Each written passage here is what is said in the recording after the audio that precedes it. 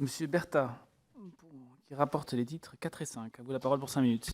Merci, Monsieur le Président, Madame la Ministre, Madame la rapporteure générale, Mesdames et Messieurs les rapporteurs, chers collègues. À mon tour de me réjouir du dépôt tant attendu de ce projet de loi de programmation pour les années 2021-2030. La situation actuelle du monde de la recherche ne réclamait pas moins. Moi-même, enseignant-chercheur, je partage le constat largement dressé par les personnalités que nous avons entendues depuis 15 jours. Alors que leur métier est avant tout pour eux passion et engagement, trop de chercheurs et d'enseignants-chercheurs sont aujourd'hui désenchantés et manquent de perspectives, alors que nous les savons en grande partie porteurs de notre avenir collectif. Le présent projet a justement le mérite de tracer des perspectives de moyen terme, au-delà même des échéances politiques immédiates. Si ce point a pu faire l'objet de critiques, il montre plutôt, à mon sens, une belle volonté de se dégager d'un calendrier purement institutionnel pour penser la recherche de demain. Aujourd'hui, trop nombreux sont les départs à l'étranger qui ne participent pas au rayonnement de notre pays et qui témoignent plus généralement d'un manque d'attractivité du métier de chercheur en France. Ce n'est pas seulement dû à des questions financières, qu'il s'agisse des rémunérations souvent faibles ou du manque de ressources pour conduire leurs travaux. Non, le malaise me paraît en partie dû aussi à un sentiment de blocage, des procédures complexes, parfois opaques, une coordination perfectible entre les organismes de recherche publics et privés, une ouverture trop timide sur le monde de l'entreprise, vers lequel les découvertes de nos chercheurs devraient pourtant déboucher comme naturellement. Tels sont les points sur lesquels le projet de loi s'efforce d'apporter des améliorations. Parfois modestes d'apparence, certaines d'entre elles au moins peuvent être néanmoins décisives à moyen et long terme. Ces mesures de simplification sont comprises dans les titres 4 et 5 dont je suis rapporteur. Le titre 4 du projet de loi s'efforce d'abord d'améliorer les relations entre le monde de la recherche et l'ensemble de la société, notamment le monde des entreprises.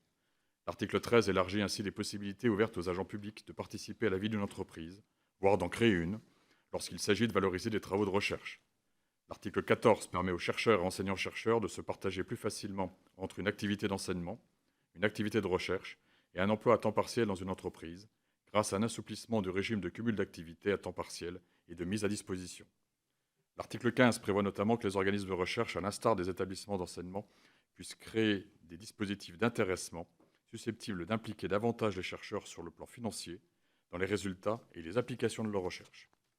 Autant de mesures qui favorisent les échanges entre le monde de la recherche et l'ensemble de la société et de l'économie. Je l'espère au plus grand bénéfice de tous, mais d'abord des chercheurs.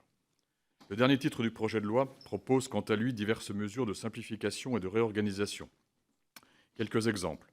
L'article 19 remplace par un simple régime de déclaration préalable le régime actuel d'autorisation auquel sont soumis les agents publics lorsqu'ils veulent exercer une activité accessoire qui relève de leur mission statutaire.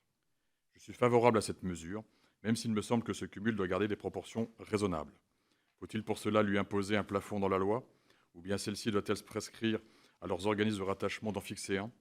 La première solution présente l'inconvénient d'aligner davantage au corps d'eau des situations parfois très diverses. La seconde pourrait créer des inégalités entre chercheurs selon leur établissement d'origine. Après réflexion, j'ai préféré en rester un appel de sagesse.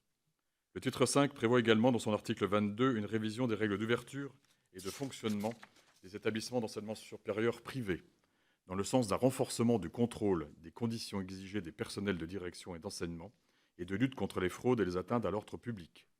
Sont notamment visés les établissements d'enseignement supérieur privés susceptibles de s'inscrire dans une approche communautariste, voire sectaire.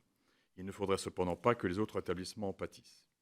Enfin, l'article 24, créé auprès de chaque centre hospitalo-universitaire et de créer auprès de chaque centre hospitalo-universitaire un comité territorial de la recherche en santé, où seraient ainsi représentés universités et autres établissements de santé, les professionnels de santé libéraux, les organismes de recherche et les collectivités territoriales.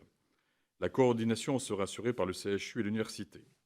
Il appartiendra aux acteurs de s'approprier ce nouvel instrument de coordination de leurs efforts pour la mise en œuvre de la politique de recherche en santé. On peut se demander s'il ne serait pas bon de laisser aux acteurs locaux le choix de leur organisation. Je vous remercie.